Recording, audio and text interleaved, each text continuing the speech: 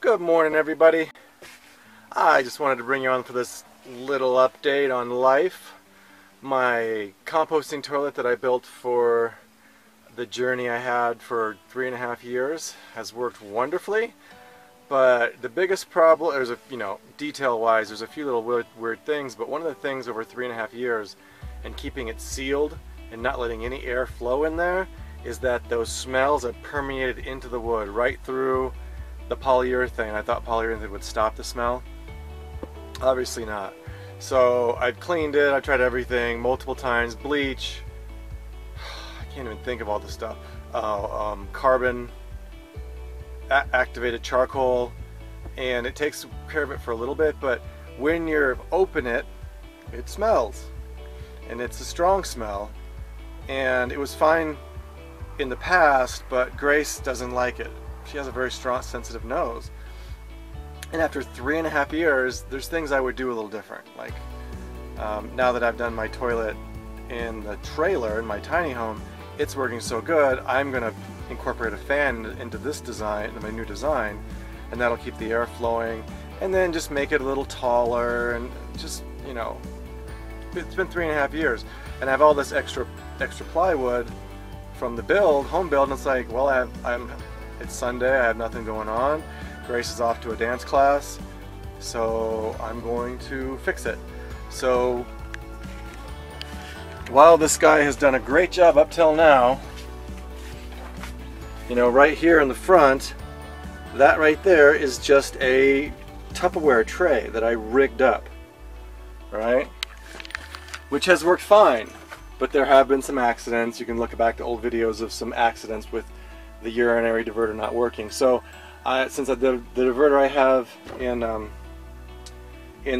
my tiny home is so good, I'm gonna go back to that same company in England that I got my diverter from before, $45 free shipping, pretty amazing, and I'm gonna get another one that actually is designed for moving urine and stuff. So and I have all this, I have free time and I have free stuff. So might as well make another project and get rid of this toilet that's worked so well for so many years and just give it an update and put a fan in there, keep the air moving.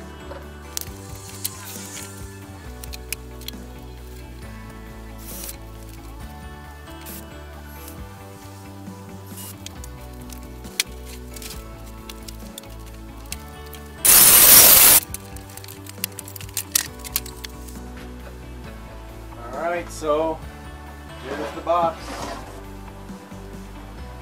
Just the box. I'm doing the bottom nice and strong. I got screws, as you can see here. I found some of these really long screws, and I didn't want to go buy more for this project that were the correct short size, so I'm doing them and then I'm cutting them off with the angle grinder. Just why not? Why not use the resources that I found when I helped somebody remove a fence, and they had a bunch of long screws. So that's what I'm doing. This is the bottom of the box, and making that bottom really strong to give it a good base foundation.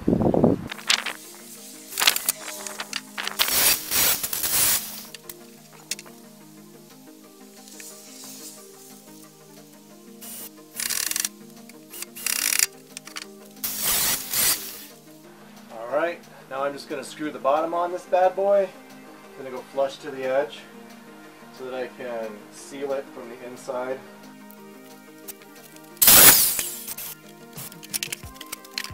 Alright, there we go. Screw that bad boy on and we have ourselves a box. And then I pretty much just have to wait for, I don't know. I think that's all I'm going to do today. I have other jobs to do. But at least I got the main part of the box done. I just have a few more things to do. Hey everybody! Alright, let's get this final reveal done on this composting toilet. I've been using a composting toilet for almost 5 years now, and the bus I use a Nature's Head toilet, and after a year of that I realized I could do it better. And then the one in the van I used for 3.5 years. In the trailer I have the one I have now, love it. Grace likes it, and she was not happy about it using a composting toilet, but we have to do a video together where she actually says this, because she says she doesn't like using a normal toilet anymore. She likes the composting toilet better than a normal toilet now, and she's cooked and she really likes it. So anyway, so got the toilet done, and let's take a look at it. I put several layers of polyurethane on the outside, and on the inside I used Kills. This white here is Kills, hoping that that would help with smells. So there's the toilet. It's a epoxy. I got an epoxy finish on it, and you lift it up, and the pee diverter comes with. So you take that aside, and now you're left with a box with a bucket and a little jug. I was going to go with a whole system like I had before, where I had a pipe coming out the side and down over here and a big huge jug, but I realized now that this is going to be a camping slash travel slash adventure vehicle and not necessarily living in it,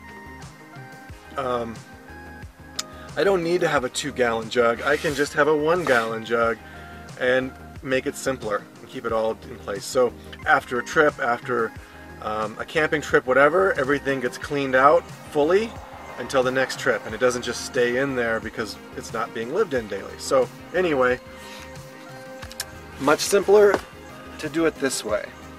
And then this here, you can see there's the fan. It's a tiny little computer fan hooked onto a 1.5 onto a pipe there. Let me take you around. A few of those screws that I chopped off with the grinder. Doesn't look too bad, looks kind of cool. They're kind of ground off. So here it is, the pipe comes out here and then goes down through the floor and out the bout, and then the air will get sucked out. And it's just a 5-volt fan, so no biggie. And that's it. There's the lime that we use to put over to dry it out to help with smell right there. There it is. And finally, after 3.5 years, I can just use the toilet and open the drawers. The other one was a little bit too big, and so every time I wanted to use the toilet, you had to push the toilet away from you into the space so that the lid would open all the way. But then when you did that, these drawers wouldn't open down here. So then you had to pull it back when you wanted to go in the drawers, back and forth. And so with this one, I said no more of that. No more.